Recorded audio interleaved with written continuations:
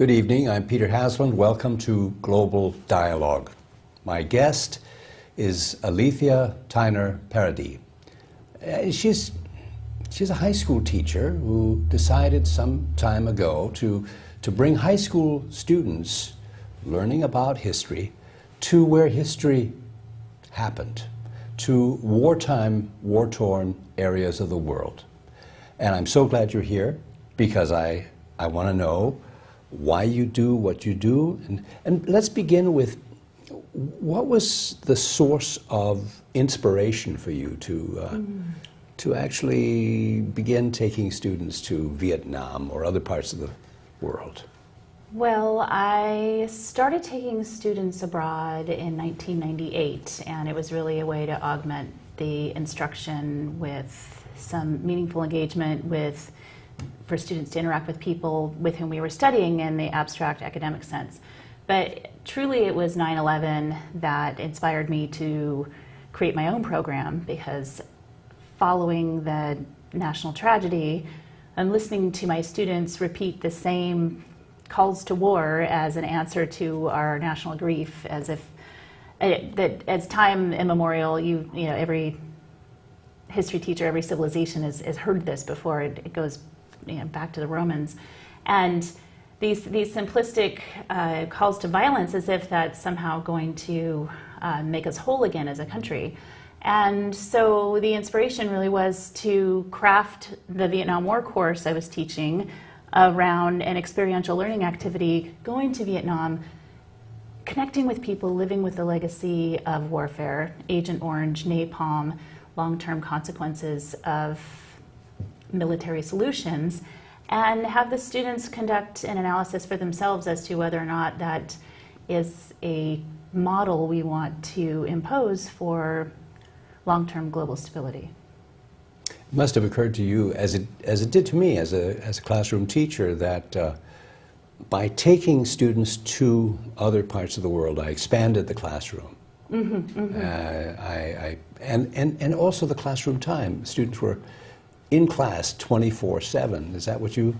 Well, it's very difficult to get students to engage with history as an abstraction. It doesn't seem relevant to their lives, right? There's no immediate value to reading a textbook or studying people, places, policies that have long been dead, and creating the immediacy and the relevancy to being an engaged and successful global citizen here and now really depends upon your willingness to engage in the lessons of the past and have them be applicable to your current lives. Students they're naturally compassionate, but they need a reason to engage. So if you take them to places and you harness that disequilibrium they may be experiencing on the ground with the heat and the smells and the foreign sounds and the sights, and you capture that and contextualize it in terms of the literature, the history, the people, the science, the policies, then they get interested. And they see the applicability to their own lives, and they also are empowered to see that they can be change agents for the future. So what was the first instance of taking students abroad? The very first one was Costa Rica, but I've taken students to Costa Rica, France, Spain, Peru, Mexico, and but the first aha moment where the synergy between understanding the history of conflict and innovating creative solutions to prevent future atrocities really happened with the Vietnam trip. And so. And when was that? The first one was in 2003, and so I have a legal background, and I decided to start my own program and incorporate so that the creative innovations and the relationships with local people on the ground would just continue to grow and gather more momentum. And then over time, more teachers became involved. We expanded to Cambodia, Laos, Myanmar, Thailand, now Cuba and Rwanda. And there are so many lessons to be learned. There's so many amazing entities, NGOs, survivors, authors, activists in all these places that are really trying to make sense out of the tragedy that their countries endured. And the willingness to impart that information to young people, and then when you see what the young people do with it, here it's really something to behold. Let's switch to one of your trips, the Laotian trip, where your students became essentially photojournalists and investigative journalists, and you did a short film that I'd like to show. Could we run that about 3 minutes worth of film?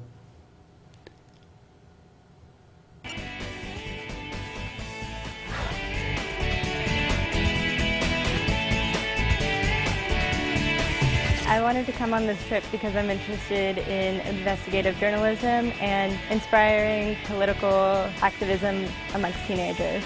The idea that I, only 16 years old, can actually learn hands-on how to create a documentary that's meaningful, powerful, and has impact is a really amazing opportunity. First, I was just really interested by this trip because of the filmmaking aspect of it, because I'm very interested in filmmaking. But then as I began reading more about the secret war with Laos, I was just completely captivated by all the stories.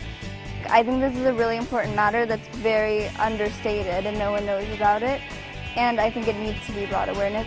I came on this trip because I've always been interested in helping people in history, and I'm on the school newspaper, so I really like telling stories. I'm here on this trip because when I grow up, I think I want to be a filmmaker, so I'm here to be sort of a messenger at that, sort of be a person who could carry the message and sort of motivate other people to open up their eyes a little more. When this opportunity came up, I knew that I've always wanted to travel, and so I just wanted to learn how to make a documentary from like so many professionals in the field, and it was such an exciting opportunity. What attracted me to this trip was the idea of helping kids and helping their dreams come true. Yay! I hope to easily be inspired by how these people suffer and still live with the bombies. And to make a good video. That'd be nice too.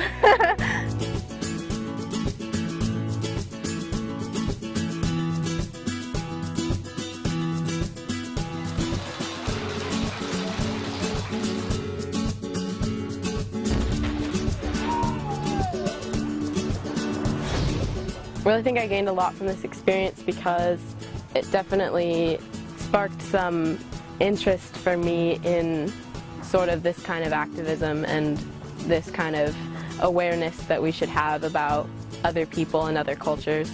I've been to a lot of foreign countries, but I don't feel like we've ever sort of meshed properly with the culture. We were sort of, staying in hotels and doing the touristy things, but we weren't actually interacting with the people. But on this trip, we did that a lot. We went to preschools. I think that's as close as you can get because you're interacting with multiple generations of the culture. Almost feels like you couldn't even find these things sort of online or something. It's, it's a good experience. I feel like I not only learned about the culture and about these different people, but I learned more about myself. I think it's truly an emotionally compelling experience that we get to sort of interact with these people who live in such harsh conditions. I think one of the big parts of this trip for me was seeing how brave people can be, even at my age. I came on this trip because I've always liked telling stories, and I wanted to tell the story of the Lao people. And I learned that we can change our future based on our past. I think that I'm going to learn not only a lot about the Laotian people, but a lot about myself, like how such a devastating thing had happened to them and how they approached it, and like how they've made the most out of a bad situation, I think, and how I could apply that to my life and bring it home. Good job!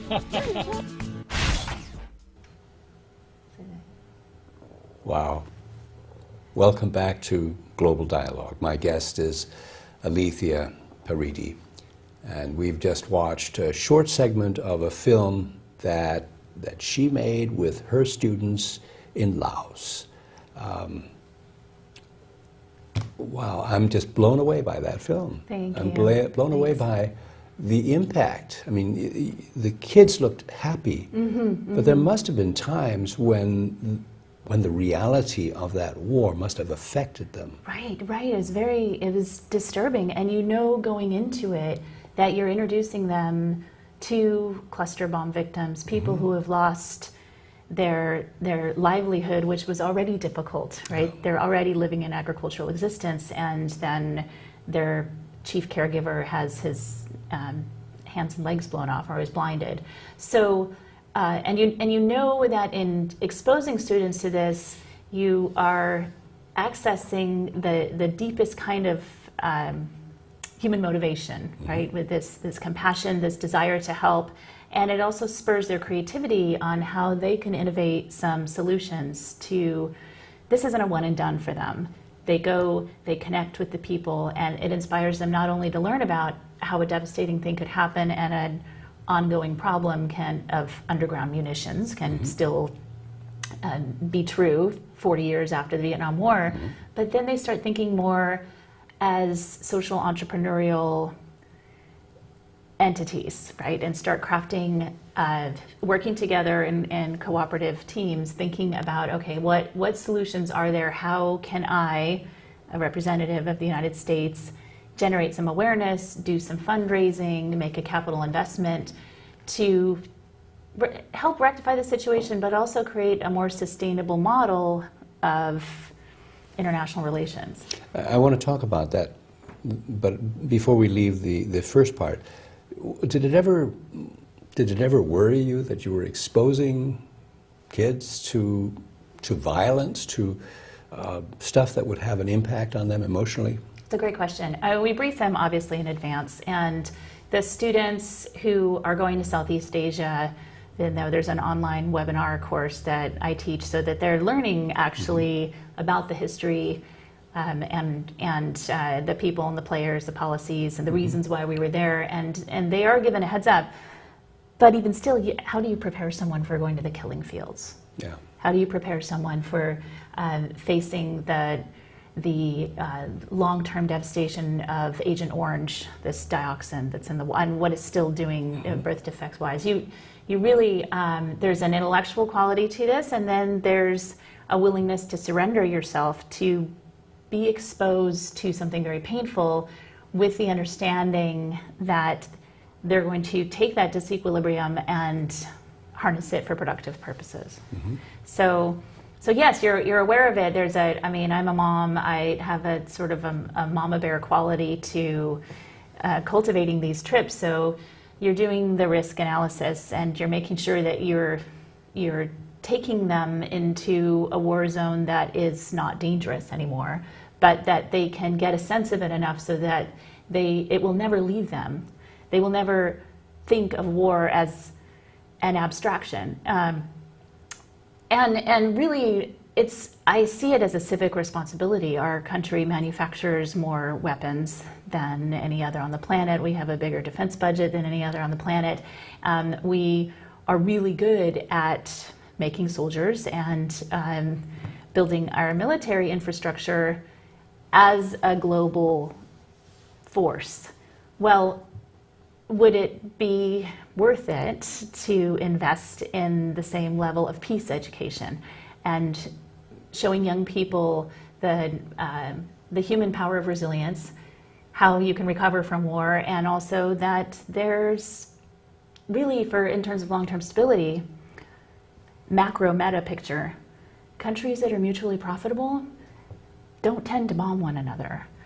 So if the students are innovating creative solutions to problems, and they are approaching this as entrepreneurial thinkers of the 21st century, this is a better road, in my judgment, towards a more globally interconnected, competent, and more stable world. Well, let's talk about that. The takeaway for the student, I mean, obviously they learn about history, and one can learn about historical events and dates and places, but my sense from your previous comment about social entrepreneurship is that there's something else that they also take away. Tell me about that. Right. So they're able to see themselves as change agents. Right now, the thing that they carry around in their pockets enables them to be their own private attorney generals. They can be their own photojournalists. They can be their own advocates, right? And they can document things and make it widely available. And really, so that connectivity piece is already present. So really what we're empowering them to do is to understand the avenues that are available to them, whether it's your kind of classic activism here in the United States and employing the democratic process to pressure your representatives to pass legislation that reflects your belief, appropriate more, for example, funds for cluster bomb cleanup, or less to the military, more to schools, whatever their angle is. We're also using a framework that empowers the students to try to innovate different solutions, simple solutions that don't, it's not voluntourism, it's not this kind of quasi-colonial model of taking these well-meaning but chiefly, how do I say this? I don't know. Right. Bluntly. Well-meaning, curious individuals over to do some volunteer work in a country that the locals can do themselves. Really, it's about challenging the students to think, okay, what resources do I have to bring to bear? What needs are there on the ground that we can establish creative solutions together, and then give the local people ownership of it so it's more sustainable and it doesn't perpetuate this kind of core periphery relationship between the more developed and the less developed countries. So it's very small scale, it's very niche, it's one school at a time, and it's fantastic to partner with other teachers that share this vision. Are there examples of what you are suggesting might happen? Has it already happened? It's slow, but it's in progress. So, for example, the students who went to Lao, they developed their Just Say No UXO club on campus, and they raised money, and they innovated a plan together and said, well, this village needs a tractor. Part of the reason why it's so hazardous to farm by hand is because they're accidentally detonating these cluster bombs. But if they had a tractor, if a cluster bomb went off, yes, you might have some damage to the machinery itself, but it's not likely going to decapitate someone. So they raised the money, and they used their filmmaking capacities to generate some awareness, and they bought a village a tractor. On top of that, now phase 2, they are coming up with a plan to allow the second in command patriarch of that village to devise a business plan and figure out a way to have the tractor be rentable, right? So it's an income generating proposition for the community. And so that way the younger siblings don't have to drop out of school in order to work in the farms. They can use this capital investment as their livelihood. So that's one example. Wow. Let's talk about your most recent trip. To Rwanda. You went to Rwanda. We did. Okay. What'd you learn?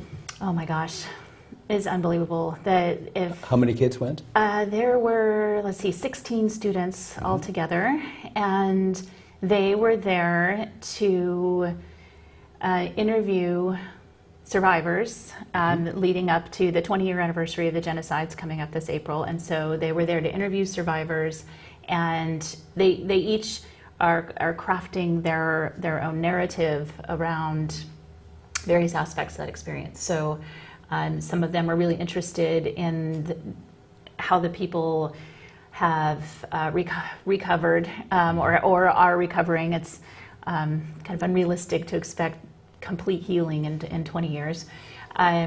Looking at the role of women and how the empowerment of women in the country has increased, the prosperity since then.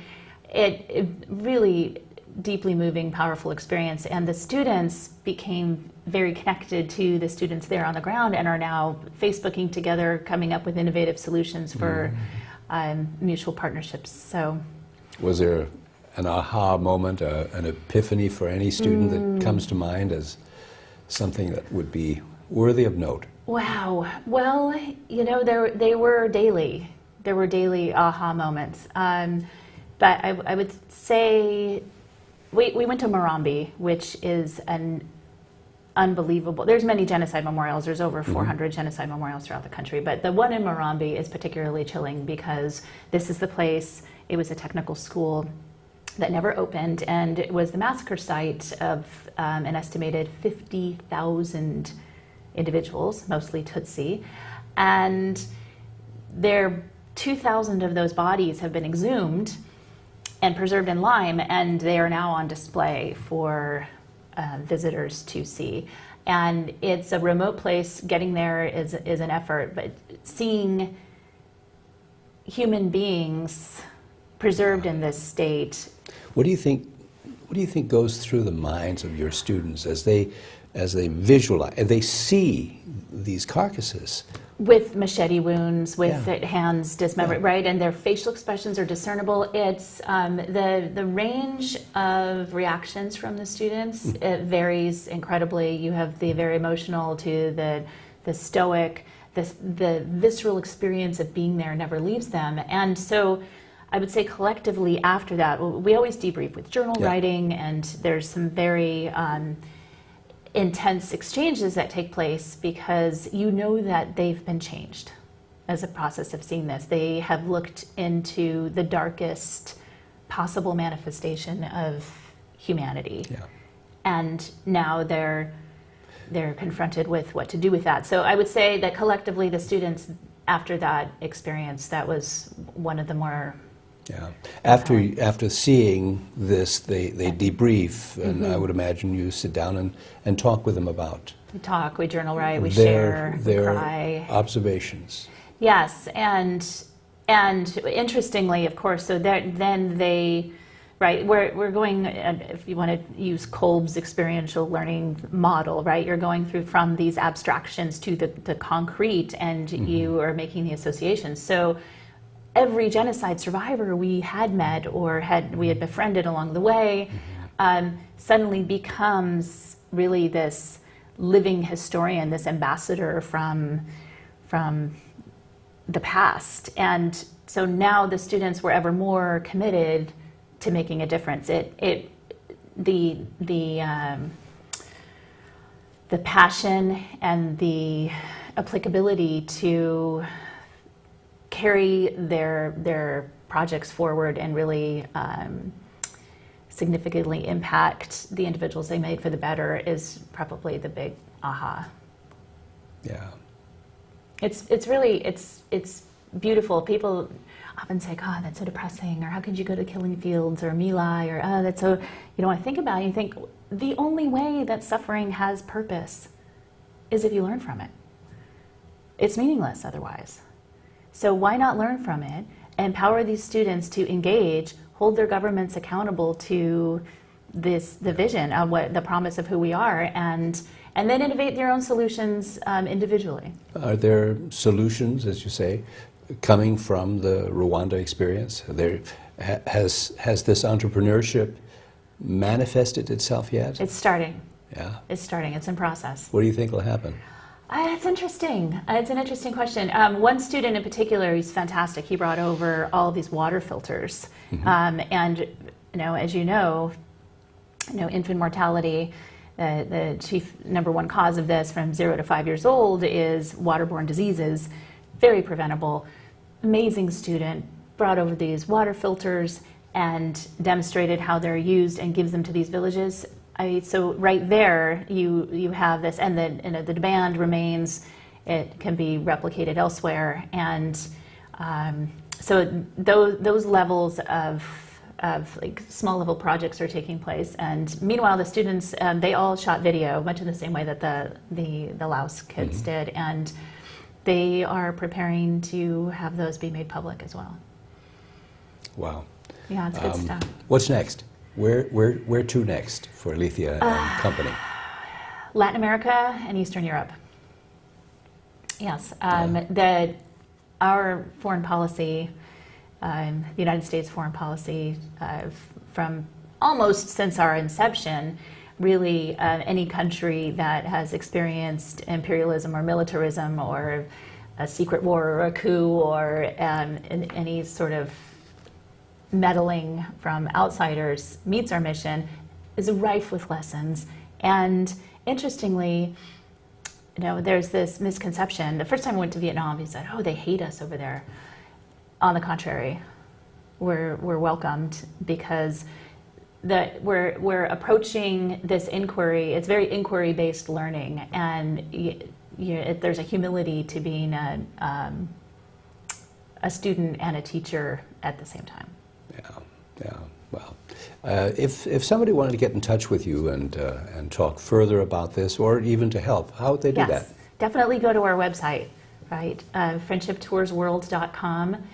My name's Alethea Paradis, and our website has lots of information, and there's contact information there, and I'm just so passionate about connecting with other educators who want to get involved. That would be fantastic. So an educator, a high school teacher who might want to be, is that a possibility? A trip leader, right, Yeah. middle school, high school, college, with enough support. Elementary school is even possible up to a certain age. And yeah, so teachers who want to get involved and want to make these kinds of experiences available to their students and help integrate some of this level of activism into their own school culture, I'd love to hear from you. Can we talk just very briefly about cost? What does it cost to do this? What does it cost? Roughly anywhere from $2,500 to $4,000 per student. And we have a separate crowdfunding campaign platform, so students can fundraise for themselves. It's a separate 501c3 with a friendship fund, but that's all student driven. They have to own it, and a lot of them do. There's just a long runway, so you have to start planning probably about 9 months in advance pre-departure.